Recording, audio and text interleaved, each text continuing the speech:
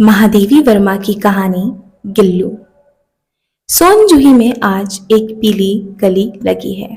उसे देखकर अनायास ही उस छोटी सी जीव का स्मरण हो आया जो इस लता की सघन हरितमा में छुपकर बैठा था और फिर मेरे निकट पहुंचते ही मेरे कंधे पर कूदकर मुझे चौंका देता था। तुम मुझे उस कली की खोज रहती थी, पर आज उस लघु प्राणी की खोज है। परंतु वह तो अब इस सोनजूही के जड़ की मिट्टी में मिल गया होगा और कौन जाने स्वर्णिम कली के बहाने वही मुझे चौंकाने ऊपर आ गया हो। अचानक एक दिन सवेरे कमरे के बरामदे में आकर मैंने देखा कि दो कौवे एक गमले के चारों ओर चोंचों से छुआ छुबैल जैसा खेल खेल रहे थे। यह काकभिशुंडी की विचित्र पक्षी है, एक साथ समादृत, अनादृत, अति सम्मानित, अति अवमानित। हमारे बेचारे पुरखे ना तो गरुड़ के रूप में आ सकते हैं, ना मयूर के, ना हंस के। उन्हें पितृपक्ष में हमसे कुछ पाने के लिए काक बनकर ही अवतरित होना पड़ता है। इतना ही नहीं, हमारे दूरस्थ प्रियजनों को भी अपने आने की मधुर संदेश इन्हीं कर्कश स्वरों में ही देना पड़ता है। दूसरी ओर कौवा और काव काव करने के अवमानना के अर्थ में प्रयुक्त करते हैं। मेरे काक पुराण के विवेचन में अचानक बाधा आ पड़ी, क्योंकि गमले की दीवार की संधि में छिपे हुए एक छोटे से जीव पे मेरी दृष्टि रुक गई। निकट जाकर देखा तो गिलहरी का छोटा सा बच्चा था जो संभवत घोंसले से गिर पड़ा था और अब जिसमें सुलभ आहार कौवे खोज रहे थे।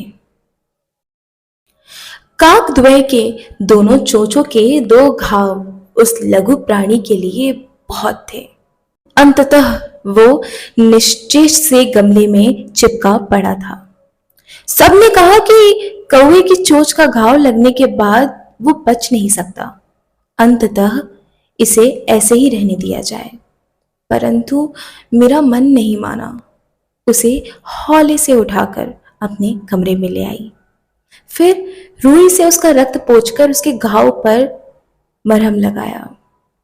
रुई की पतली बत्ती दूध में भिगोकर जैसे तैसे उस नन्हे से पक्षी के, उस नन्हे से जीव के मुंह में लगाई, पर मुंह खुल ना सका और दूध की बूंदें दोनों ओर लुढ़क गई।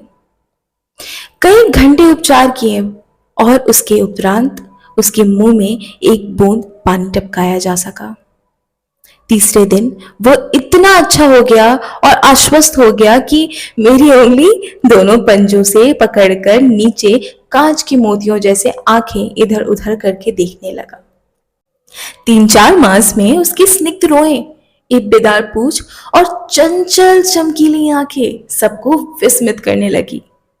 हमने इसकी जातिवाचक संख्या में व्यक्तिवाचक का रूप दे दिया और इस प्रकार हम उसे गिल्लू कहकर पुकारने लगे। मैंने फूल रखने के लिए एक हल्की सी डलिया में रुई बिछाकर उसे तार से खिड़की पर लटका दिया था। वहीं 2 वर्ष का गिल्लू का घर था। वो स्वयं हिलाकर अपने घर में झूलता और कांच के मनको सी आंखों से कमरे के भीतर खिड़की के बाहर न जाने क्या देखता और क्या समझता रहता। परंतु समझदारी और कार्यकलाप पर सबको आश्चर्य होता था उसके। और जब मैं लिखने बैठती तो अपनी ओर मेरा ध्यान आकर्षित करने लगता कि उसे इतनी तीव्र इच्छा होती थी कि मैं उसकी ओर देखूं। उसने एक अच्छा उपाय भी खोज निकाला था। पता है वो क्या करता था? वो मेरे पैर तक आकर सर से पर्दे पर चढ़ जाता था, फिर उसी तेजी से उतरता था। उसका ये दौड़ने का क्रम तब तक चलता रहता था जब तक मैं उसे पकड़ने के लिए उठ ना जाती। कभी मैं गिल्लू को पकड़कर एक लंबे लिफाफे में इस प्रकार रख देती कि अगले 2 पंजे और उसका सर अतिरिक्त सारा लघु गात लिफाफे के भीतर बंद रहता। इस अद्भुत स्थिति को कभी कभी घंटों मेज पर दीवार के सहारे खड़ा रखकर अपनी चमकीली आंखों में मेरे क्रियाकलाप को देखा करता था। भूख लगने पर वो चिक चिक कर कर मानो मुझे सूचना देता था, और काजू या बिस्किट मिल जाने पर उसी स्थिति में लिफाफे से बाहर वाले पंजों से पकड़कर उसे कुतरता रहता था। फिर गिल्लू के जीवन का प्रथम वसंत आया। नीम चमेली की गंध मेरे कमरे में हौले हौले आने लगी।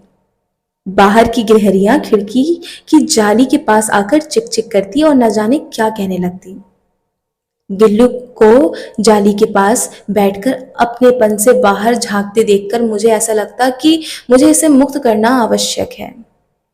मैंने कीले निकालकर जाली का एक कोना खोल दिया और इस मार्ग में गिल्लू ने बाहर जाने का सचमुच मुक्ति से सांस ली।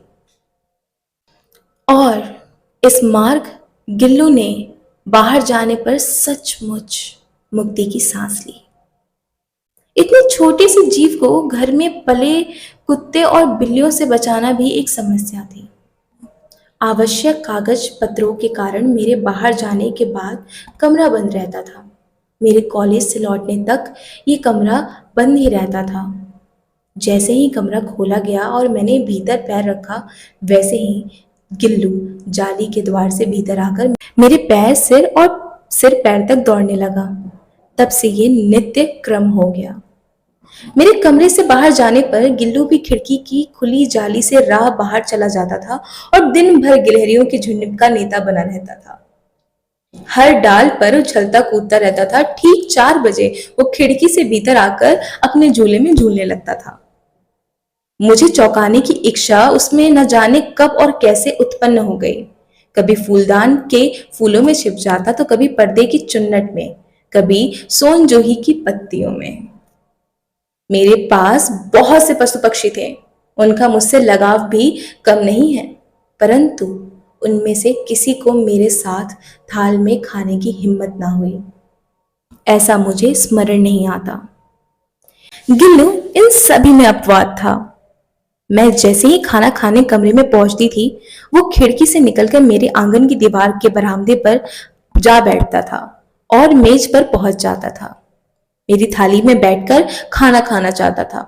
बड़ी ही कठिनाई से मैंने उसे थाल के पास बैठाना सिखाया, जहां बैठकर वो मेरी थाली से एक एक चावल उठाकर बड़े ही सफाई से खाता था। काजू उसका प्रिय खाद्य था। कई दिन काजू ना मिलने पर वो अन्य खाने की चीजें या तो लेना बंद कर देता था या तो झूले से नीचे फेंक देता था। उसी बीच मुझे मोटर दुर्घटना में आहत होकर कुछ दिन अस्पताल में रहना पड़ा। उन दिनों जब मेरे कमरे का दरवाजा खोला जाता था तो गिल्लू अपने झूले से उतरकर दौड़ता हुआ मेरी ओर आने के लिए सोचता था, पर जैसे ही वो किसी और को देखता था, वो तेजी से अपने घोंसले में जा बैठता था। सब उसे काजू दे जाते, परंतु अस्पताल से लौटकर जब मैंने उसके झूले की साफ सफाई की तो मैंने पाया कि उसमें काजू भरे थे, जिससे ज्ञात हुआ कि उसने उन दिनों कुछ भी, यहाँ तक कि अपना प्रिय खाद्य भी नहीं खाया। मेरी अस्वस्थता में वह तकिए पर सिरहाने बैठकर अपने नन्हे नन्हे पंजों से मेरे सर के बालों को इतने हौले हौले से सहलाता था कि उसको हटाना एक मुश्किल काम हो जाता था और उसका हटना एक परिचारिका के हटने के समान लगता था। गर्मियों में जब मैं दोपहर में काम करती तो गिल्लू ना बाहर जाता ना अपने झूले में बैठता। उसने मेरे निकट रहने के साथ गर्मी से बचने के लिए सर्वथा नए उपाय खोज निकाले थे। वो मेरे पास रखी हुई सुराही पर लेट जाता था। इसी प्रकार समीप भी रहता था और ठंडक भी। गिलहरियों के जीवन में अवधि 2 वर्ष से अधिक नहीं होती। अंततः गिल्लू की जीवन यात्रा का अंत आ ही गया था। दिन भर उसने कुछ नहीं खाया था, ना बाहर गया था। रात में अंत की यातना में वो अपने झूले से उतरकर मेरे बिस्तर पर आया और ठंडे पंजों से मेरी वो उंगली पकड़कर हाथ से चिपक गया। जिसे उसने अपने बचपन की मरणासन स्थिति में पकड़ा, जैसे उसने अपने बचपन की मरणासन स्थिति में पकड़ा था। पंजे इतने ठंडे हो गए थे कि मैंने जाकर हीटर जलाया और उसे उष्णता देने का प्रयास किया, परंतु प्रभात की प्रथम किरण के स्पर्श के साथ ही वो किसी और जीवन में जागने के लिए सो गया। उसका झूला उतार कर रख दिया और खिड़की की जाली बंद कर दी, परंतु गिलहरियों की एक नई पीढ़ी जाली के उस पार चिक-चिक करती रहती थी और सोनजूही पर बसंत आता जाता रहता था। सोनजूही की लता के नीचे गिल्लू की समाधि दी गई थी, इसलिए भी कि उसे वह लता सबसे अधिक प्रिय थी, इसलिए भी कि लघुघात का किसी वसंती दिन का जूही के गुलाब फूल के खिल जाने का विश्वास मुझे संतोष देता है। इसी के साथ ये कहानी खत्म हुई।